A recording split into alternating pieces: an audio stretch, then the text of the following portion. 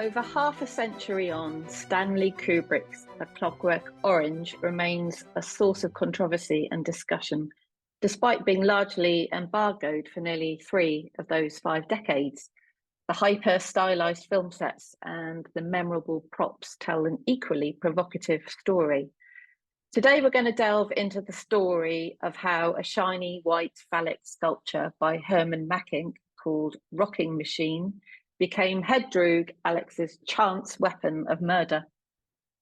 I have with me today writer Julia Blackburn, who was Herman Mackink's partner and wife for periods of his life, and Herman's daughter from another mother, who can both shed a lot of insight into Herman's life and into the making of Rocking Machine and how it came to be in A Clockwork Orange. Set in a near future Britain and based on the book of the same name by Anthony Burgess, this 1971 film is exaggerated, electrifying, and exuberant at every turn, with an unforgettable villain anti-hero in the form of Alex Delage, played by Malcolm McDowell, retro-futuristic furniture, vivid costumes, distinctive music by transgender composer Walter, later Wendy Carlos, unusual use of language, and a huge rocking fiberglass shaft. We first clap our eyes on Rocking Machine when Alex and his gang of droogs descend upon the grand Woodmere Health Farm, home of a yoga-loving cat lady. We find her practicing yoga in a green leotard and white tights in a large room filled with bold, highly sexual pop art paintings, some exercise equipment, a green painted ceiling, and a surreal number of white and black cats. Rocking Machine sits proudly on Cat Lady's antique wooden console. So after Alex has broken into the house, he goes to touch this penis sculpture, to which Cat Lady shouts, "Don't touch it, it's a very important work of art." But Alex ignores her and goes ahead and rocks the phallus, which jerks forwards and backwards. As this altercation continues, he thumps it and it rocks harder and faster. As Ms. Weathers becomes increasingly annoyed, she picks up a small bust sculpture of Beethoven from her desk, which you'll remember is Alex's favourite composer, who he listens to in his own bedroom. He picks it up as a weapon and runs towards Alex with it. Alex picks up Rocking Machine and they proceed to chase each other around the room, swinging at each other, Alex with the phallus and Cat Lady with Beethoven. Eventually, Alex uses Rocking Machine to bludgeon the woman to death on the floor. This kinetic white sculpture, Rocking Machine, was part of an edition of 6 made in 1969 by Herman Makkink, a Dutch sculptor who sought to shake things up a bit. He was born in the Netherlands in 1937, and after embarking on travels around Southeast Asia, Australia, Central America, Makkink then lived in Japan and Southern California, and in 1966 he settled in London, where he met writer Julia Blackburn, and he learned basic sculpture technique whilst working as a technical assistant in the 3D department of London College of Printing. Between 1967 and 1972, he, together with his brother, the painter Cornelius Makkink, acquired studios at Space in London's St. Katharine's Dock. This was an organisation headed by the artist Bridget Riley and Peter Sedgley. Here, amongst other works, he made Rocking Machine, as well as Christ Unlimited, the chorus line of Dancing Christs, which we see on Alex's bedside table back at his parents' flat. So both these sculptures have now gained pretty iconic status after being discovered by director Stanley Kubrick, who gave them a central role in A Clockwork Orange. So now let's talk to writer Julia Blackburn, who talks to us from her home in Suffolk, and to Fiona Makkink, who is based in Amsterdam. It's both phallic and it's partly phallic and it's also a woman's bottom, because Herman found it very odd that people saw it just as phallic, but It was both. It was a bottom, a big woman's bottom, and a very big phallic front. But it's both sexes and not just a phallic thing. So after travelling a lot, from what I understand, Herman settled in London and took studios in St. Katharine's Dock in Wapping in London, in the art studios called Space. So it was around that time, Julia, that you met Herman, is that right? I met Herman when I was 18 and he was 28, 29, and he lived in the house where I lived with my mother as a lodger. And we had a year together then, very kind of tempestuous and complicated in a way. I was young. He was also in his own way young. He was just back from his 10 years of traveling around the world, hitchhiking around the world. And he had a wife who he was separated from. And he was sort of really just landing on his feet in Europe, actually, for the first time in 10 years. We were together for that 1 year and a bit, and we parted. And then we got together again a year and a half later in, what would it have been? This was 1966, 67, and then 68 to 72, more or less, or 71. We were back together again for 4 years. And we then went to live in Mallorca together. And that was when he was in, obviously, in the space studio time. And I lived partly with him in Hanbury Street, which did a lot of toing and froing to the studio. And his brother Case Cornelius Makkink was first of all staying with him and then somewhere else, but together they had studios. And then in those times we were just partners. And then we met again in 1999, our third attempt. And that was when we got married. And then we were married from 1999 until he died in 2013. So that was our swan song. Which was very nice. It was a feeling that we'd finally done it. And we had a wonderful wedding invitation of third time round with a picture of a snake.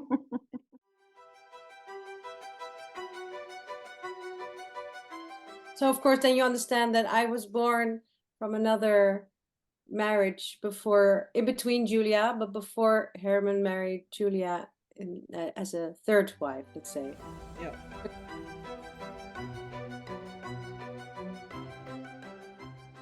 And when I was back with him again in the East End, he was living in Hanbury Street, just off Brick Lane, but then suddenly got the studio in that time, so that in fact part of the Rocking Machine was made in Hanbury Street and partly in Space Studios. And then he got that studio and was part of that extraordinary space complex. So it must have been a real hotbed of talent there. I'm sure there was an awful lot going on and some very, very creative interactions between people. Amazing, yes. It's some very interesting painters and sculptors who were there. They had this dream of making spaces, which, you know, like the bit that Herman says, so that people could actually not be working in their back rooms. And there were at that time, there were all these empty warehouses down by the river. We're talking about late 60s, so I'm sure the Wapping we know now, which is very developed, certainly isn't the way it was in the late 60s. There was nobody there. And the warehouses had been used, they were very good ones, because they'd been used for storing elephant ivory. Yeah. And it was complete desolation. You'd have this great big wall around it. I learned to drive by driving around the docks bit, but you'd see nobody at all in there. And it was this sort of, it was like some being on a film set, you know, that you had that inland dock and you had all these artists, usually with their studios divided by sheets, because they had big spaces, but they put sheets up. And it had a kind of idealism. And do you remember when Herman made Rocking Machine and Christ Unlimited? I do. I remember with Rocking Machine, it was just, he was halfway through it when we got back together again. So that he always said the bottom was half mine and half the bottom of a previous girlfriend. And he was then doing it. I mean, he made the original shape out of plaster in the studio in Hanbury Street. And it was a very funny kind of meditative thing, because he spent an awful lot of time sanding and rubbing and grinding at this extraordinary thing. And then having got that, he made the mold. And then having got the mold, he made the weights. And as he said, you know, he didn't think they'd make such a funny movement. But that was at that point, he was then working more in the studio in Wapping in St. Catherine's Docks. And then with Christ Unlimited, that was a friend of his who took very nice photos of him, who was a photographer who came back, I think, from Italy with half the Christ, a metal, which I've got, a metal Christ figure, but just stopped at just below the chest, with one arm raised and the other arm cut off. And Herman used that as the mold from which he made this Christ Unlimited. And it wasn't typical work in a way, but there was had a brief kind of pop bit. He also made this collection of gnomes of different sorts, including 2 gnomes having very polite sex, which was bought, as I was saying to Fiona, by John Lennon and Yoko Ono. Oh, really? Because it feels like a departure from what I know of his work, and I don't know it intimately, which is why it's great to talk to you. But the Rocking Machine felt like a bit of a departure from what he was doing up to that point. Is that right? He did a lot of shifts at that time. So when I first met him, he was doing sculpture, but he was doing sculpture based on Cornell, Joseph Cornell, the American box maker. So these sort of surreal contained boxes, Yes. that kind of thing, and very, very surreal, very sort of wonderful, mostly in boxes, not all. And then he had a kind of transition of doing kind of pop. He did a 3D flag, Dutch flag, but done in pink and blue, so baby blue and pink. He made a pink tie that was 3-dimensional. So he did those first. And then after that, I don't quite know. I think it was all this talk about liberation and sex and whatever of that time. And he thought, I'll show you. And so he did it in that time of saying, just for pure fun, without ever thinking that it would be the thing that he would be remembered for. But I think he sort of loved doing it. It was a very nice thing to do. He was always disconcerted that it was bought by a lot of gay men. But actually, he always, as I said before, he saw it as a heterosexual piece.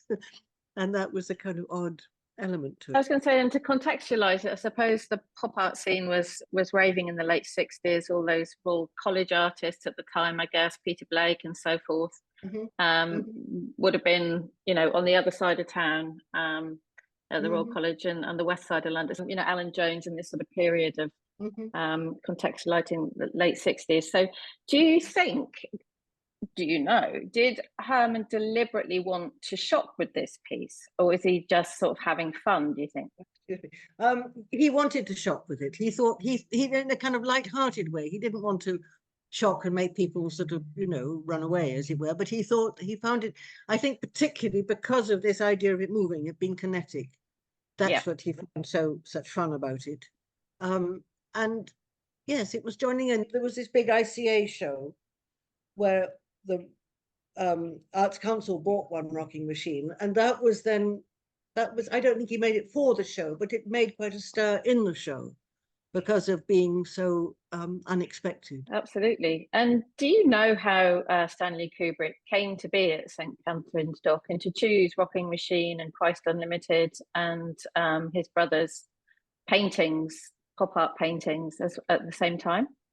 Yes, that Herman wasn't there, and I don't think Case, the brother, was there either, but he wanted to find art to put in the film, and so he wandered through all the studios, probably with an assistant, but he wandered through the studios looking at stuff, and by this sort of curious coincidence, he chose the Rocking Machine, the Christ, and Case's big nude lady as the 3 things that he took, and then told Herman, and then he used it and broke it with the killing of the cat lady. Right. And so then Herman said, you've got to buy it. And I think that the one that Fiona has now is the one that was cracked through the act of killing the cat lady. And so he then bought another of the series of 6. Right.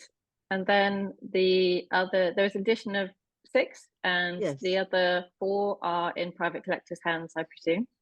Yes, there was one bought by the man who set up David Clulow's contact lenses. One is the ICA, one I have, one Stanley has still, I don't know.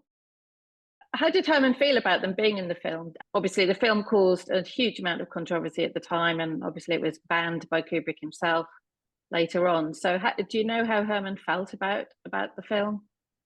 I think he was very, very shocked by it being used as a weapon of murder.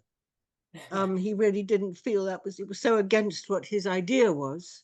And so the whole thing was completely changing. I think that the way that the Christs were used in the film was rather wonderful, with whatever his name is, with Beethoven's Fifth, and then it moves over the figures. And that's got exactly the kind of quality that he was interested in. I think if he'd been told that the Rocking Machine was going to kill somebody, he might have said, well, in that case, you can't have it, make your own. But I don't know. But he didn't we went to see the film, and I think he was disturbed by it. He you know, it didn't, but there was, although Kubrick was well known, he had then absolutely no idea that it was going to be made into this image, you know, this image that would be taken on by people. Yes. And, you know, it's interesting looking back at Clockwork Orange now, because I guess we're so much more desensitized now that, you know, thinking about when it was released in 1971, you know, even just seeing Alex taking a piss in the bathroom, and I guess even that was, you know, shocking just to see someone going to the loo, let alone, you know, being bludgeoned to death with a rocking machine and, you know, the rape scene and all the rest of it. But you know, it took me years to personally reconcile that film, but I think, you know, it transcends now into something else, isn't it? I mean, it's become such such an absolute classic for so many reasons, and I think that's why Herman's work is, I'm sure it was bittersweet for him, maybe, that he wasn't expecting it to be used as as this weapon, and yet, you know, it's such an important part of that scene. I last saw it and thought, help, I can't bear it. I still can't bear it. But Yeah. it did go out of, it was out of public view That's until right. 2000, and when was it that he had the cancer, Fiona? That was, it started in 2004. 2004, he got cancer. And we stayed in Amsterdam because he was being treated in Amsterdam. We stayed with friends, and I can still remember he was completely as weak as a kitten. And then there was an email saying, hello, let me introduce myself, and we would like to reproduce your rocking machine and the Christ. And Herman thought it was a spoof. Said, oh, take it away, don't believe it, you know. But then they were very respectful and very nice in the way they went about it, and they offered him a contract, which he thought was brilliant. And suddenly we had 6 rocking machines in boxes and not knowing where to put them. We had some under the bed, I remember, which felt a bit odd. And also the Christs. And so that then made the whole thing different, because it meant that people saw them, as it were, in the flesh. Yes. In exhibitions and different places. And that so changed. you're talking here about the Mediacom editions that were produced in Japan. Yes. All the originals. He had one original. The Arts Council had one in their cellar somewhere. Clulo, goodness knows, you know, so there was no, that they weren't around. Nobody could say, could I show one? It boosted the profile of the work enormously. Yeah, absolutely. He was very good at living simply and living wherever he was. Don't you think, Fiona? He loved the simple, much to the horror sometimes of Fiona, and even to me. Yeah. He wasn't eccentric, but he was very much himself all through his life, and people were very attracted to him because of that. He had a wonderful quality of just, I am who I am. And he looked, when he was young, he thought himself as being terribly ugly, but he got more and more beautiful. Here's a picture of him at the time of the rocking machine, when he just began to get a bit glamorous. Oh, right, okay. This is in his studio in the house in the East End. He then got contact lenses from the man who bought the rocking machine. And really? And suddenly he saw that he was beautiful, so he then became beautiful. Oh, yeah. nice. I guess beauty comes with confidence. I think it does a lot, doesn't it? Yes, that's true. He was content, and he was post-cancer, because he had, it was tough, but he said things like, well, there's death, there's hope. And he, you know, and he went down, he sort of faded away slowly, but he kept going and kept walking and kept doing things, and had this wonderful life-affirming energy right up to the end. A nice way to go, I guess, in that frame of mind. Absolutely. He lay down under the oak tree in the garden, and I thought he was having a snooze.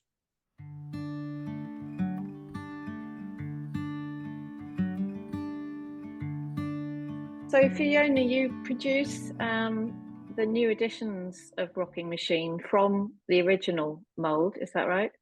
Yes. And also, like Julia said, the bit about Medicom, of course, I didn't know that, like you said, that you got the email from Medicom probably after the Clockwork Orange was released again. I didn't know that.